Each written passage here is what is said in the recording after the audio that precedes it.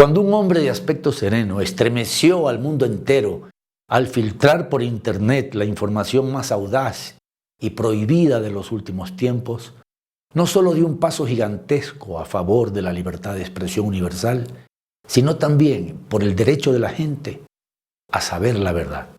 Esta es la historia del hombre que algunos califican como el más peligroso del mundo.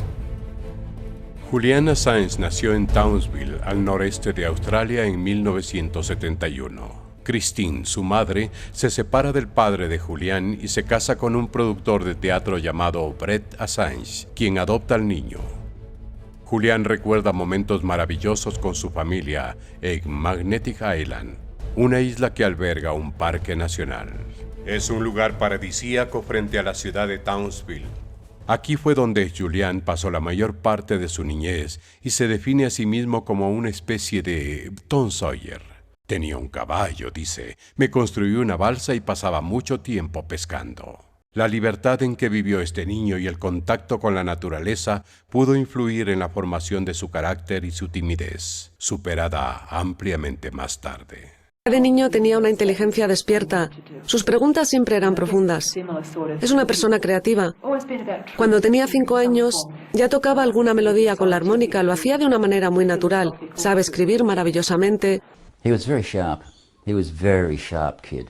He was very sure of himself. Quite sophisticated in his way, not just as far as his sense of humour is concerned, but the way he looked at the world. Strangely enough, I always thought that he would do something like this. He was always very independent, and he certainly wouldn't take no for an answer. He was always very angry about people ganging up on other people. Para Julian, Brett fue un padre competente y generoso.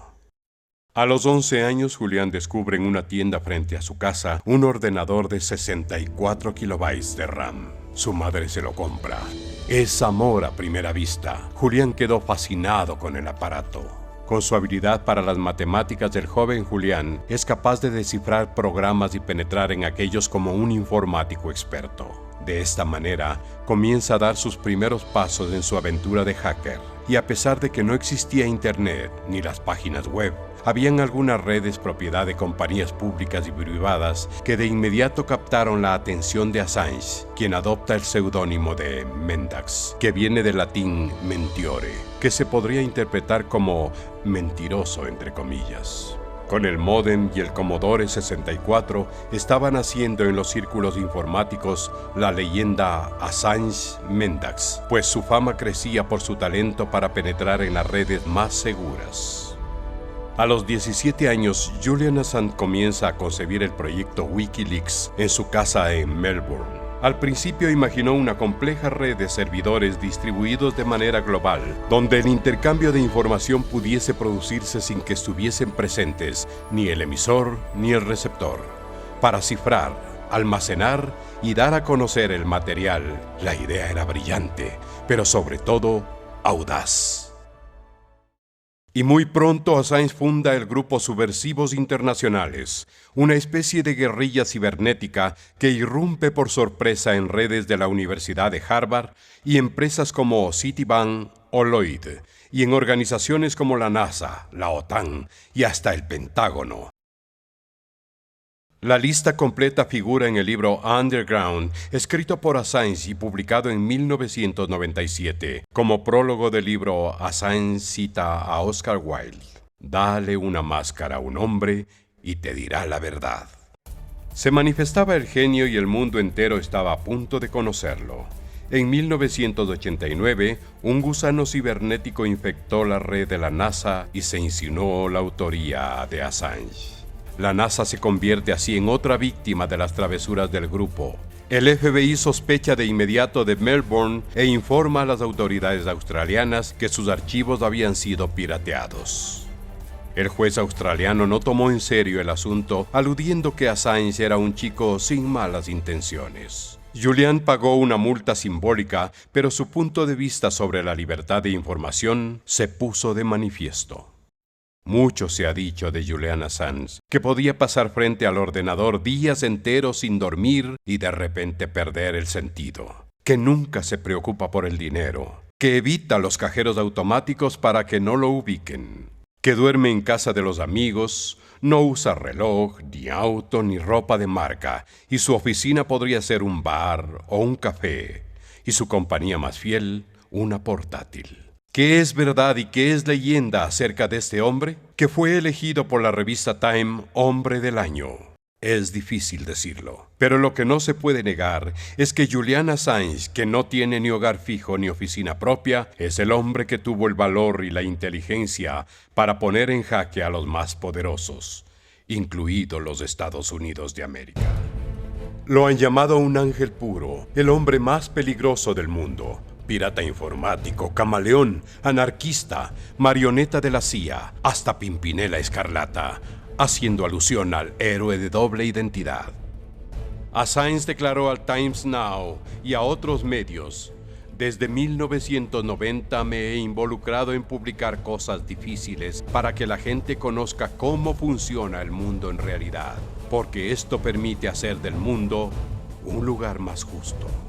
Se sabe que Assange también colaboró con la policía australiana en la persecución de sospechosos de pornografía infantil. Hacker es un experto en seguridad informática y programador independiente. Sin embargo, el término se lo considera peyorativo, relacionándolo siempre con actividades fraudulentas o piratería informática, culpándolos incluso hasta de los virus que se propagan en la red. Mónica Plaza, en su libro Wikileaks, la era de los soplones, dice: se han equivocado al confundir a los hackers con los crackers. El cracker es la persona que rompe, que hace daño. Assange reflexiona: el público tiene derecho a saber. Las filtraciones, según él, tienen un efecto preventivo, un mensaje a los que cometen delitos: te desenmascararemos. Según Daniel Domscheit, del Club de Caos Informático de Alemania, Julian no solo era el fundador de Wikileaks, sino Mendax, integrante del famoso grupo Subversivos Internacionales y el hacker más famoso del mundo. Assange se limita a decir: éramos jóvenes. No lo hacíamos con propósitos criminales, sino por curiosidad, reto y activismo. No destruimos nada. Anteriormente, explorando, yo fui un hacker como adolescente antes de que el Internet estuviera disponible para la gente. Estaba disponible únicamente para los militares y grupos de investigación en universidades. De modo que, como un hombre joven y curioso que quería entender el mundo y entender cómo trabajan estas instituciones, salí de Australia, donde crecí, un lugar con una cultura bastante agradable y decencia, respeto para las personas, pero hay que explorar el mundo si quieres entenderlo. ¿Hay un trabajo o misión más noble o de pronto ruin? ¿Son acaso los hackers piratas cibernéticos escandalizadores y agitadores, despreciables en busca de fama y fortuna? ¿Terroristas informáticos sin moral y sin fronteras, irreverentes amigos del sensacionalismo y el escándalo? ¿O son realmente los nuevos paladines de la libre información, rebeldes, incorruptibles, que luchan contra la oscuridad y la impunidad de los más fuertes con el arma más poderosa que jamás existió, la verdad? Nuestros derechos a crear una nueva historia se derivan de la Declaración Universal de Derechos Humanos, que proclama que todos tienen derecho a la libertad de opinión y expresión. Este derecho incluye la libertad de sostener opiniones sin interferencia alguna y de buscar, recibir y transmitir ideas a través de cualquier medio. Assange comprendió que los medios de comunicación tenían los recursos para causar un revuelo y trabajó con el diario británico The Guardian para, en el año 2007, publicar pruebas que el presidente keniano había robado una fortuna del tesoro. Luego filtró un informe sobre los escuadrones de la muerte de la policía keniana, lo que le valió el premio Amnistía Internacional de los medios británicos en el 2009. Estas revelaciones causaron impacto tremendo, hasta que despertaron interés del Club de Caos Informático de Alemania, la comunidad de hackers más antigua del mundo. El Chaos Computer Club dio a Wikileaks acceso de repente a los mejores hackers del mundo, incluidos los enigmáticos Anónimos Internacionales. Nadie está libre de las filtraciones. Una compañía británica fue descubierta al haber vertido residuos tóxicos en la Costa de Marfil. Miles de personas necesitaron ayuda médica. El diario The Guardian iba a publicar un reportaje sobre esto, pero la empresa obtuvo en los tribunales una orden secreta para silenciar a toda la prensa británica y no publicar nada de los informes. Pero no contaron con Wikileaks y todo se supo. Las filtraciones de Wikileaks de fraude fiscal contra el poderoso banco suizo Julius Baer ocasionó un alboroto y una crisis para el banco. El asunto terminó con un honroso titular de la CBS News. La libertad de expresión tiene un número y es la dirección de Wikileaks. En octubre de 2008, el sistema bancario islandés colapsó. Un banco quebraba cada semana. Wikileaks obtuvo documentos que el hundimiento de uno de los bancos se debía al nepotismo, la negligencia y el secretismo. La inmediata filtración dejaba al descubierto el libro de préstamos del banco Kaupthing. En resumen, los funcionarios del banco habían mentido sobre la verdadera situación de la entidad financiera. El banco se asustó y forzó al sistema legal islandés a tomar medidas radicales. La televisión estatal recibió la orden de guardar silencio. No dieron la noticia, pero dijeron: Todas las noticias están en www.wikileaks.org. Me has mencionado el sueño que tienes de que Islandia se convierta en la vanguardia de la libertad de prensa. Desde luego. Sí, contestó Assange. Convertir a Islandia en un modelo de transparencia en el centro mundial de la libre expresión. Y tuvo lugar lo insólito. Julian Assange y Daniel Domscheit trabajaron en una ley modelo a favor de la libertad de información que fue aprobada por el Congreso islandés. Pero algo que ni el mismo Assange estaba preparado para digerir iba a sorprender y estremecer muy pronto al mundo entero. Bradley Manning fue soldado en Irak, experto en informática. Como muchos militares norteamericanos, tenía acceso a la base de datos del ejército. Manning descubrió una prueba de abuso del poder que rayaba en crímenes de guerra y decidió enviarlo todo a Wikileaks, que filtró el video sin precedentes por internet, horrorizando al mundo entero. Espero que se den reformas, había dicho Bradley Manning al enviar los videos. Y el 25 de febrero de 2010, Wikileaks hizo público los documentos sobre la guerra de Afganistán, en lo que se revelaba la muerte de miles de civiles, incluidos niños. El video estaba acompañado de la cita de George Orwell. El lenguaje político está diseñado para hacer que las mentiras suenen verdaderas y el asesinato respetable. Lo que más me irrita es cuando la gente abusa de su fuerza y hace daño a inocentes. No era una acción necesaria. Invitados por el National Press Club, Julian exhibió los videos nada menos que en la ciudad de Washington, causando gran conmoción, y más tarde se los entregó a los diarios The Guardian, New York Times, Le Monde y El País. Los Estados Unidos de América condena la revelación ilegal de documentos clasificados.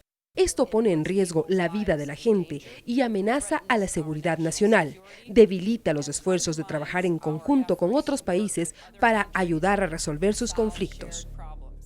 Y el fiscal general señaló que encontrarán una forma de plantear cargos contra Assange.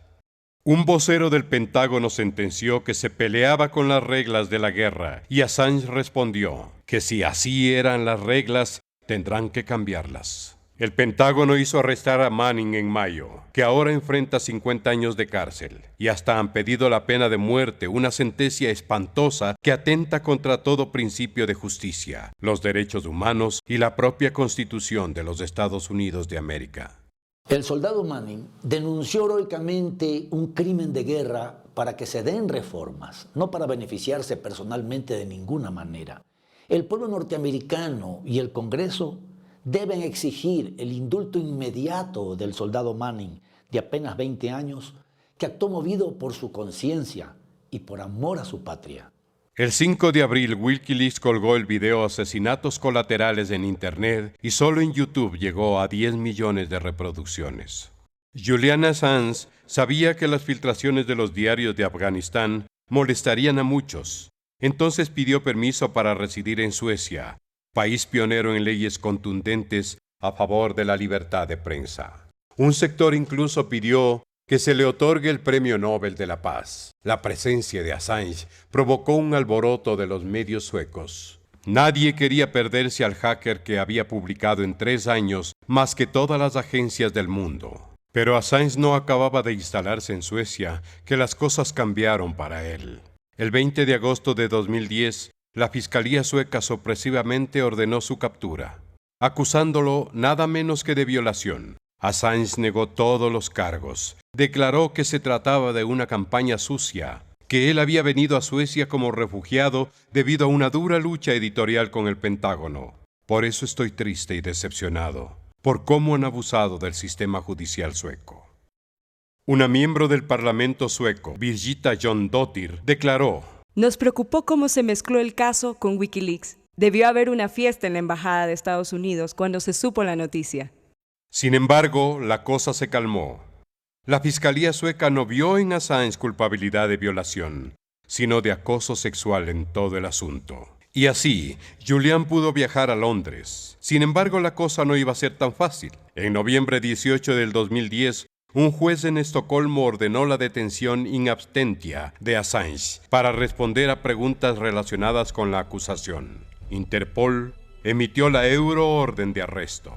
Y Assange terminó en la prisión de Wandsworth, en las afueras de Londres, causando un verdadero alboroto mediático. Todos sabemos que, según su abogado, Julian Assange, tal como había dicho, se ha presentado voluntariamente ante la policía y la policía lo ha detenido siguiendo esa orden de detención y extradición cursada por Suecia. Estados Unidos, en boca de su secretario de Defensa, Robert Gates, considera que la detención de Assange es una buena noticia.